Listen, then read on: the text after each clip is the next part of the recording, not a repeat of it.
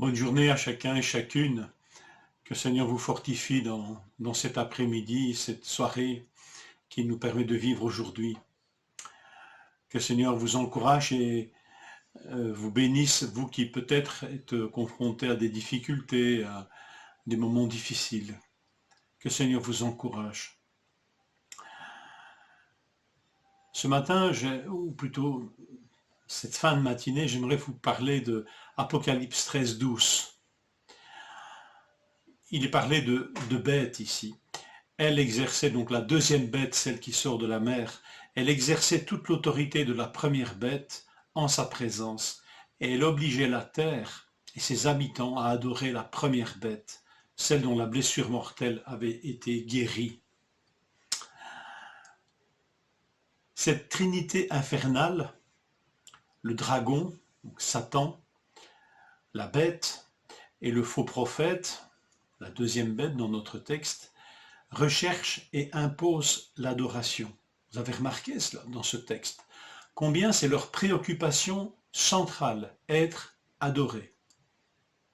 Si nous nous rappelons les tentations de Jésus, vous vous rappelez que la dernière d'entre elles était, voilà, regarde toute l'autorité de ces royaumes, etc., et je peux la donner à qui je veux, dit Satan, adore-moi.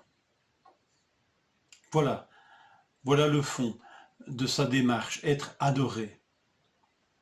Et cette adoration, ici dans notre texte, vous remarquerez qu'elle est obtenue par la séduction.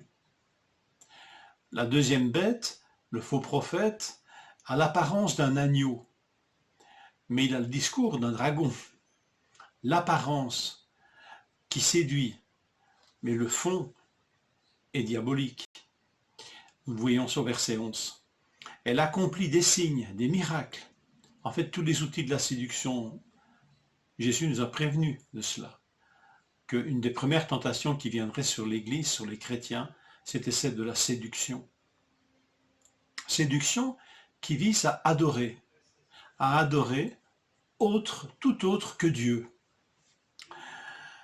Et puis, la séduction n'est pas sa seule arme à cette bête, à ce faux prophète, puisque elle ou il utilise la force et la violence. Il fait tuer ceux qui n'adorent pas la première bête. Et il prive de ressources ceux qui refusent les signes d'allégeance à la bête. Alternant ou faisant alterner séduction et violence, imposition violente. Étonnant, hein? Non pas seulement être obéi, mais être adoré. À l'époque de Jean, l'empereur de Rome et ses propagandistes exigeaient des bons citoyens obéissance et adoration à l'empereur. Et ils alternaient eux aussi, bien sûr, séduction et force militaire, coercition, comme l'on dit. Alors, si la parole de Dieu nous encourage à respecter les autorités qui existent parmi les hommes, et qu'elle encourage donc cela, mais rendre l'adoration à un pouvoir quel qu'il soit est inacceptable. Rendre à une quelconque autorité humaine, qu'elle soit religieuse, qu'elle soit laïque, qu'elle soit ce que vous voulez, mais lui rendre une quelconque adoration à une autorité humaine est inacceptable. Il n'y a une adoration que nous ne devons qu'à Dieu seul. Alors, cette adoration manipulée, imposée ici par la bête, nous renvoie à l'adoration authentique que recherche Dieu. Quel éclairage, quelle différence entre cette Trinité infernale et notre Dieu qui est Père, Fils et Saint-Esprit. Quand le Fils va nous dire ceci, poussé par le Saint-Esprit, Jean 4, 23, le moment vient, et il est déjà là, où les vrais adorateurs adoreront le Père en étant guidés par son Esprit et selon la vérité. Car ce sont de tels adorateurs que veut le Père.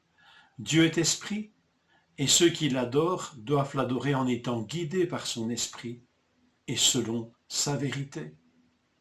Jean 4, 23 et 24. Je vous lis ceci dans la traduction de la Bible en français courant.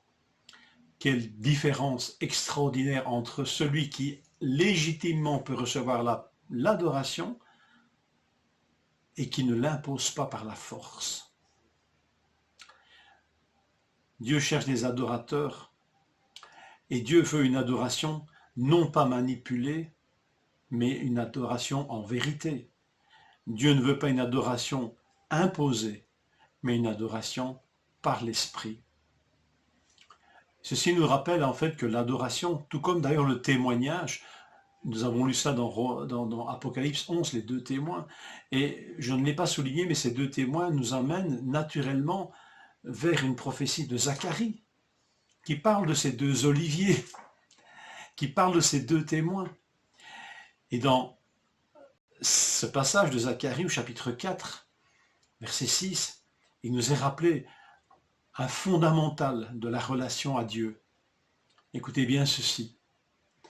Ce n'est ni par la puissance, ni par la force, mais c'est par mon esprit, dit l'Éternel des armées. Ce n'est ni par la puissance, ni par la force, mais c'est par mon esprit, dit l'Éternel des armées, que nous pouvons lui rendre une adoration qui lui soit agréable et que nous pouvons lui rendre un témoignage qui lui soit agréable. Ni par la puissance, ni par la force, mais par mon esprit, dit l'Éternel des armées. Alors, adorons Dieu qui ne force pas et ne manipule pas notre adoration. Il est digne d'adoration, le Père, le Fils, le Saint-Esprit. Que le Seigneur nous bénisse et nous révèle combien sa personnalité est adorable. Je vous souhaite une bonne journée.